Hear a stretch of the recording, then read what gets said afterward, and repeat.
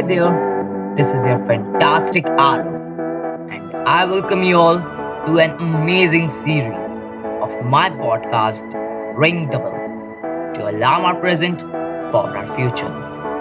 We all are facing climate change issues. Some acknowledge these issues and some don't. Those who acknowledge these issues try to get the solutions.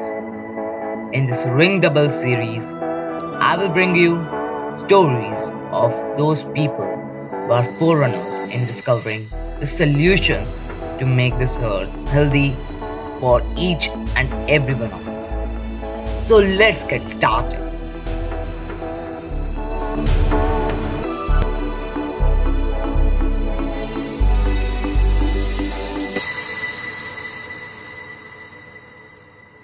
Today, I'm going to introduce you all to a special guest who will fill in about being a part of solution instead of pollution. She is a hard worker and a determined climate activist. She runs community cleanups on Sundays where she with her team tackles numerous issues like illegal dumping, littering, and plastic pollution. She is a part of Fridays for Future International and their research and outreach groups. She is also a communications and research intern at Extinction Rebellion, South Africa. Ladies and gentlemen, welcome Christine Coomans from South Africa. Christine was among the 80 lucky people chosen out of 685 to be a part of Restless Development Youth. She recently launched a pollution tagging app called I Pollute, which is free to use and download anywhere. This app allows global users to tag, add, edit, and report areas in and around their community that has been polluted or littered. Hi, Christine. How are you doing? It's my pleasure to have you on this episode. I can't wait to learn more from you. Christine, I've Um, already talked about you and your work, but still, our audience is waiting to know more about your climate activism just from you. Thank you. Thank you, Ara, for that beautiful introduction. And thank you for having me on your podcast today. Let's start with, obviously, my name is Christine Coomans, and I'm a climate and environmental activist from South Africa. I started my activism journey in 2018 when I made eye contact with a cow that was on its way to an abattoir. And I immediately made the switch to veganism. And upon researching veganism, I came across the link between agriculture and this thing called climate change. And back then, I didn't really know or understand the seriousness of climate change. And I didn't think it was that big of an issue because it was only briefly mentioned in our science textbooks in schools. So, upon deepening my research, I discovered that we were heading towards a point of no turning back. So, I decided to become an activist. And back then, I was mostly a silent or digital activist, as I would like to call it, who shared and supported other activists' causes online, mostly because of personal fears and anxiety. So I never got on the front line of causes. In the end of 2019, this guilt struck me again as I saw the continuous dire state of our world with climate change worsening and our entire ecosystems heading towards a state of disaster. Some might even say extinction. And I knew it was time for me to use my voice and fight for the future of all generations. I started by joining local activist groups such as Greenpeace Africa, XR Hateng, and even international groups such as Fridays for Future. And even though I was planning campaigns and getting involved and I was actually doing physical work, I still didn't feel like I was making a difference in my local community, which mattered most.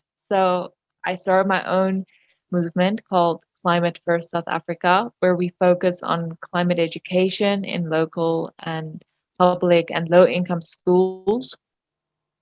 We also do community campaigns where we try to combat dumping and pollution and other environmental injustices through through citizen volunteership and community partnership.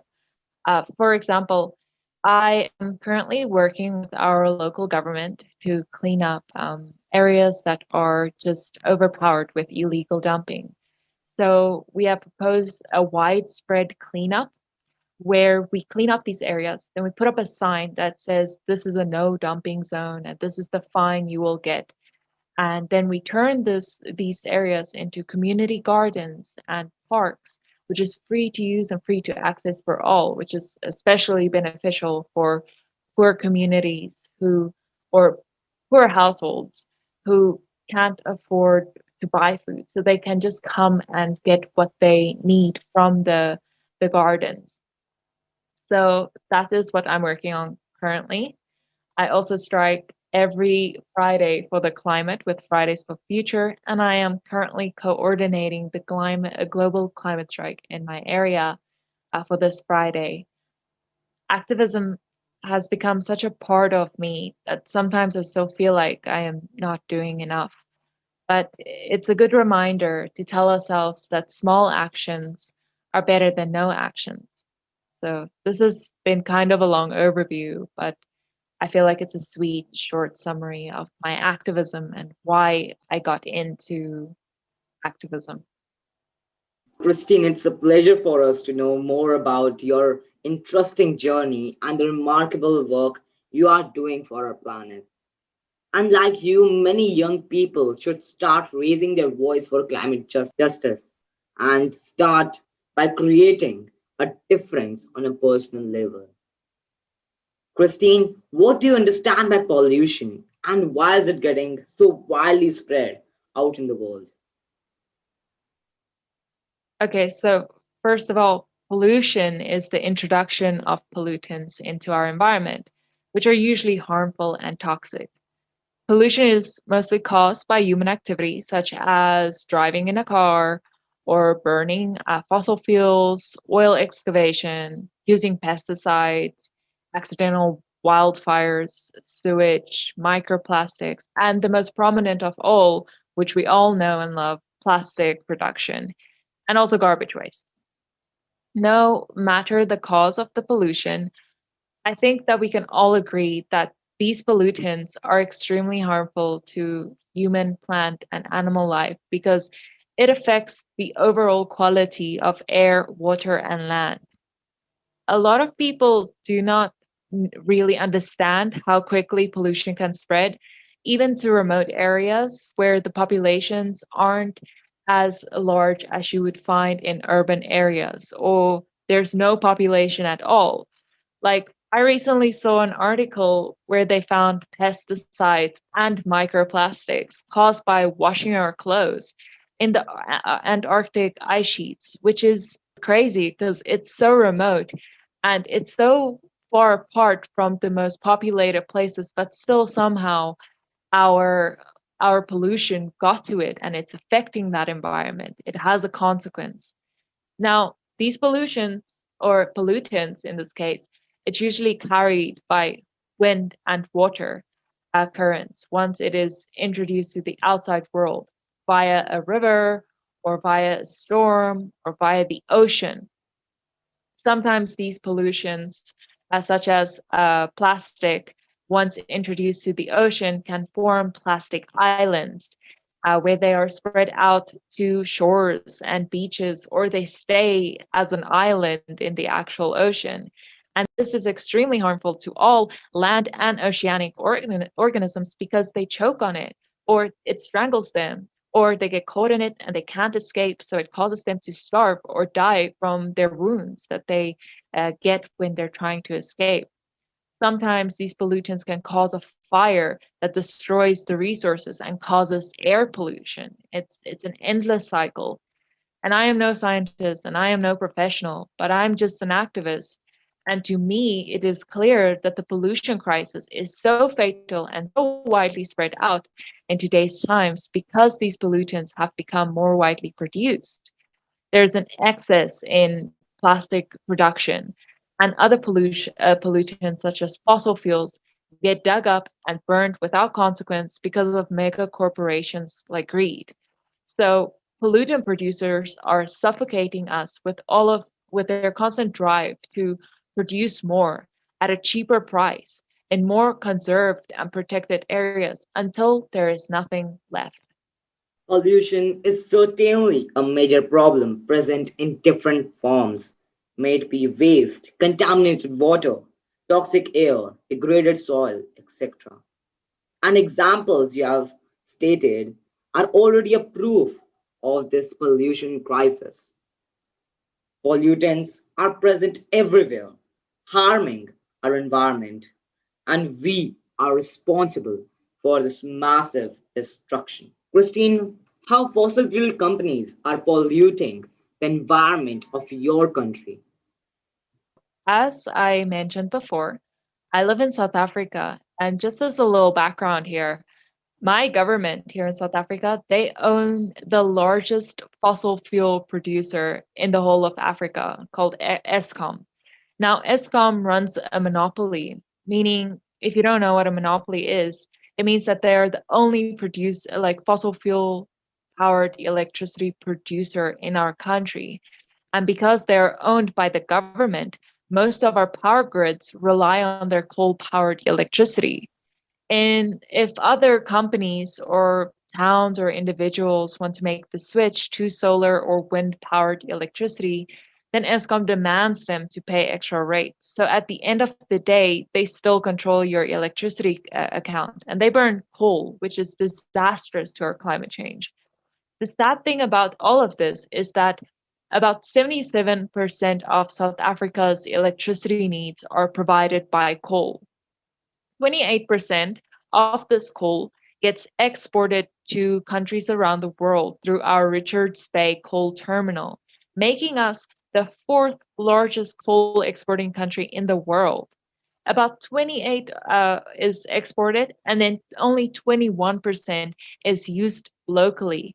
The rest of that 77% is not sealable and it's discarded like it's trash because it's not usable. Either it gets wet or it gets contaminated, you know. So at the present production rate, there should be less than 50 years of coal supply left. And we here in South Africa, because we are exporting most of our coal and we have such a monopoly over everything, we are suffering from constant load shedding because there is not enough electricity supply to meet the demand. Our government now has plans to invest in fracking as a greener method of electricity production, which involves natural gas, which they think is good because it's natural.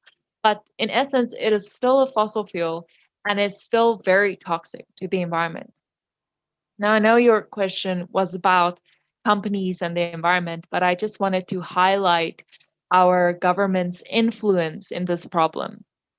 We have big companies such as Exxon, Total, Sasol, and financiers such as Standard Bank, Standard Chartered Bank, FNB, and more who are still today financing investments in fossil exploration and exploitation. For a long time in the past and for many years to come, the petroleum, coal, and other fossil fuel industries will perpetuate our fossil fuel dependency by denying or diminishing the extent of our climate change, subsequently trivializing the environmental and socioeconomic insecurity faced by so many. As of late, these explorations have been backfiring because a lot more people are now suffering from lung cancer and asthma in urban areas such as Tshwane. And the air in these populated areas are so dirty that they sometimes smell sulfuric. When these cases are investigated, it turns out that it is polluted because of refineries and mines burning fossil fuels in Mpumalanga, and the wind carries that across the country. So at the end of the day, these companies do not only pollute one area or one province, they pollute many because it travels by wind and water. More and more environments are being destroyed. Their protected state is being stripped away for mines and privatized development to take place. And it is only a matter of time before we suffer the true consequence brought on from these companies' greed. It is stunning that just for the sake of mining fossil fuels, we are destroying valuable resources which could have been preserved for thousands of years. It is causing deaths and a widespread of diseases. And as you mentioned, we are still left to see more fatal consequences of this climate change in our coming future. It is a do or die situation right now. Either we act or sit back. Christine, tell us more about ESCOP pipeline in East Africa. What is happening there and what actions are you taking to tackle it? Okay, so the East African crude oil pipeline is a 1,445 kilometer long crude oil pipeline that is in development on the coast of Uganda and Tanzania. It is truly a knife to the heart of Africa, as it is backed by Total, Standard Bank, and CNOOC, which is the biggest Chinese oil company in China. ECOP is said to transport over 34 million tons of oil a year, which is 34 million tons of carbon production. It does not only aim to threaten our climate crisis, but it will have disastrous consequences for local communities, water resources, wetlands, wildlife such as elephants, lions, and chimpanzees, and of course, for the entire planet. We have to stop it. I'm currently partnering with Extinction Rebellion South Africa on this. And together we formed a coalition with 350.org and hashtag Stop ECOP, where we have sent a letter with over 200 signatures that are only from organizations alone to protest and oppose this pipeline and ask for investors and governments to stop the development of this whole project. We also have had demonstrations in front of like Standard Bank and other investors' head offices. Like last week, Friday, we had one in front of Standard Bank Joburg, which I unfortunately could not attend due to transportation issues, where we show public opposition of the pipeline. If the petitions and the letters and all of these public displays of disapproval have enough support, then maybe the investors will pull out due to bad publicity and lack of funding. And maybe they will launch more environmental investigations and see that this is a disastrous, um, it's disastrous for our entire planet. It's literally a gun to the head here in Africa. So if you want to help, I could send you a link and you can maybe share it. It's a petition link for public participation. It is insane that companies from countries are exploiting the nature of other countries just for the sake of oil.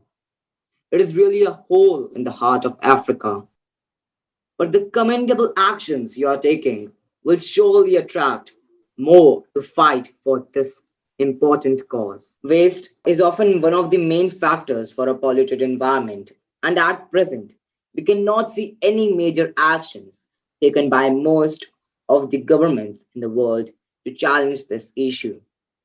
Christine, in your opinion, what could be the reasons of least attention by government and the people on waste management? To your question, people think that, well, in my experience, people think that waste production and excess waste production in this matter creates jobs. So the more they litter and the more they dump without like consequence, the more they're creating jobs. So government bodies put in place who are put in place to clean these areas up only clean up to an extent. So they give up because they constantly have to return to the same area because they clean up now. People think, well, I need to create a job. So I'll dump there and they'll come clean it up. So someone has a job. And then they clean up, and it's just an endless cycle. So, therefore, it leads to a mindset problem of the more we ignore the problem, the more we can pretend it does not exist. And this is from both citizen and government um, sides. So, in my country, there's also the added problem of budget issues that do not really account for the true damages caused by improper waste management, as they can't afford to implement better infrastructures or prevention manners. I also think lack of education is a big problem because people do not realize the full hazards of waste, especially the government who have the resources and the financial and professional backing to educate the public. They can tell them this is the consequence. You are harming the social, economical, environmental, and general human health. You are harming it, but they don't because they don't care. Improper waste management is also more prominent in low income and rural areas. So, the lack of proper infrastructure makes it hard for the inhabitants of these areas to properly dispose of their trash. And because of our landfills getting fuller than its capacity allowed, the waste is left on sidewalks and in roads and in natural landscapes such as forests and fields and even close to lakes and that. The government does not do anything because either they might feel powerless in their current ways because they're constantly cleaning and people are constantly dumping, and or it's because waste is only a problem or a major problem in low income areas, so they might not care enough to clean it up because it does not affect the general economy or tourism in that area as it would enrich well off areas that have attractions. So I think that's why these areas aren't getting attention because governments are either sick and tired of constantly cleaning, so they just ignore the problem as a whole, or they don't care about it because these waste areas are usually in low income, poor, and rural areas where they don't focus on because at the end of the day, tourism and businesses aren't located in those areas. I completely agree with the reasons you have pointed out. People are directionless in this matter, and the government is not doing its job to bring waste management on track. I think without the role of the government in waste management and participation by the people, nothing can be done to bring down the piles of the growing waste mountains in the society. Christine, what significant role governments all around the world can play to dispose their waste in a proper manner? Well, governments around the world, they have all the resources, skills, professional and financial backing, and the capacity to create better waste management infrastructures and to implement recycling initiatives in their waste collection.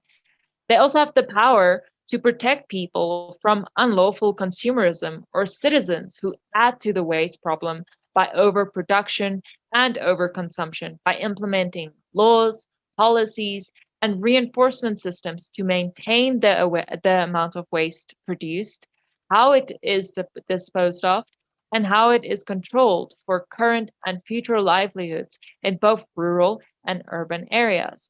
They have the means to put preventative matters in place to properly have waste management facilities on a global scale.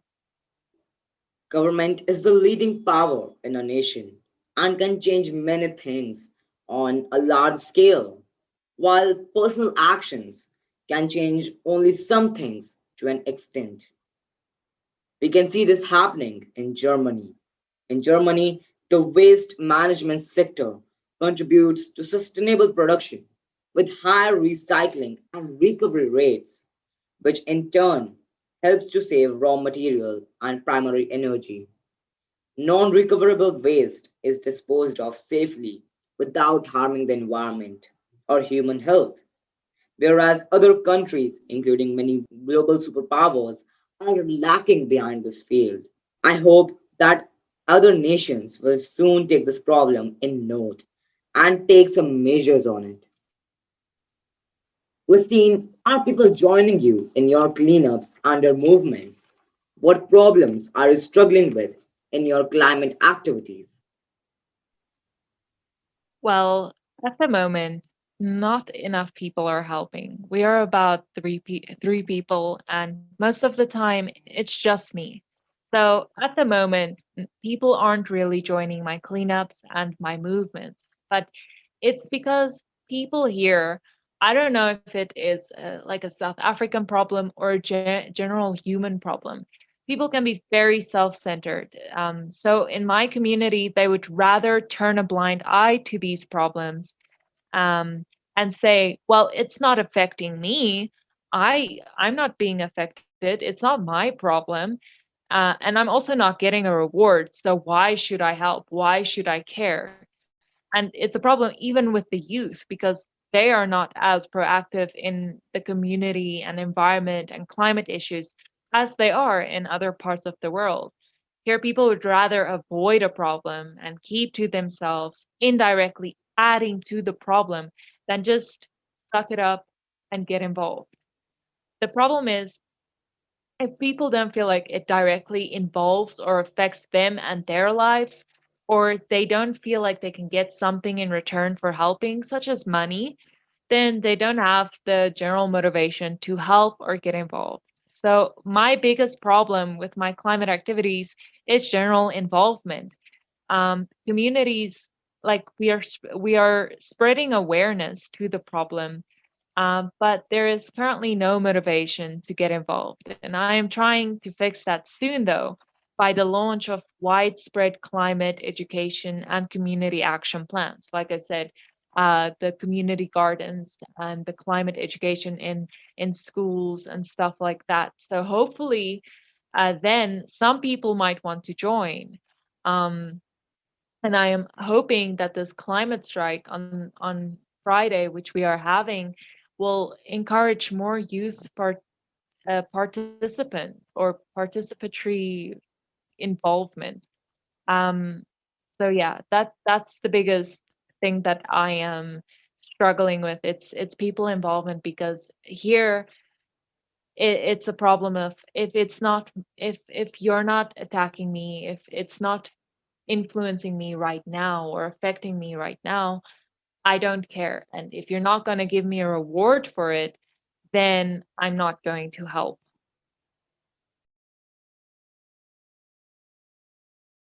Struggle is real for every climate activist when it comes to making people aware about climate issues and convincing them to work for their future. But I believe that, Christine, you will really overcome such denials in the coming future and prosper as a climate activist. To change our future, we need to change our present. Christine is changing the present with her app called I Pollute. It is a wonderful app for reporting the areas being littered or polluted. So, Christine, tell us more about I Pollute and how it works. How is it changing the present for a better future? iPollute is an environmental tagging app where you can add, edit, tag, and report geolocations or areas in and around your community that has been burdened with litter or pollution or general waste. It is free to use and download anywhere, everywhere, at any time, around the world. You just need to log in with your email address, and then you can see the global map of all the locations that have been added by other people. You can then view these places and even add your own. So if you are, let's say you are walking past a well-known street and you notice that it has a lot more litter than it used to have, or someone has dumped, then you can log into the app, take a photo of the area, report that location, and then it will be tagged on the app itself so people can see how dirty it is. And therefore, the purpose of this is to create awareness on these polluted sites so that municipalities and waste management facilities or facilitators, volunteers such as myself and recently you, and individuals can like find it and clean it up. If successful, I want to partner with global municipalities and waste management departments to have them on a global database. So, if, say, I add a location, then that location is automatically reported to the nearest municipality to be investigated, tracked, and cleaned. It makes waste identification and reinforcement much easier on a global scale. But let's be honest, if you see the iPollute app and you log in and you want to go on vacation, for example, let's take a silly example. You want to go on vacation and you go to the iPollute app because you want to see how clean the environment is. And you want to go to location A and you see all these little pins with all these pictures and reported sites. Would you want to travel there? Would you want to stay there? Would you feel safe there? So hopefully this awareness of these dirty areas can lead to it actually being cleaned up and prevented in the future. Your app is truly comprehensive for those who want to bring a change in their communities by reporting mismanagement of waste in their areas. I'm excited to put it to use in my life too. I'm sure it will be a great experience for me. Christine, what would be your note for the people all around the world to manage their waste in a sustainable way? Thank you for saying you'll use the iPollute app. I really hope that with enough usage of it on a global scale or even locally, I can develop it further to be more useful. Okay, so my note for all the people around the world who want to tackle pollution, I would say that the world would not change unless you change. As much as it is important for us to change our habits by cutting down on pollutants such as plastic and recycling, using reusables and sustainable products, and switching to a minimalistic lifestyle, we also need to put pressure on pollutant producers by leaving them no choice but to stop producing such an excess of products and switching to better alternatives. And to do so, we all need to be a bit more open to partnerships with local government who have the power to implement laws and policies regarding pollution. With civil partnership, especially in environmental injustices, we can achieve progress on a greater scale than via citizen assembly alone. Thanks a lot, Christine. I cannot imagine anyone else explaining this issue so deeply. I'm sure it has been an enlightening episode for our audience and really illuminated the topic of pollution. I say be a part of the solution, not the pollution. Thank you, Christine, and thank you, everyone. Thank you, Ara, for having me here today. It was a wonderful experience. And I just want to say I am so proud of the youth in your area and you especially for taking such powerful action against our climate and in environmental injustices. And you have my extreme solidarity and support now and in the days to come. Thank you for having me. I'm glad I could share a little bit of information with anyone who's listening in the world right now.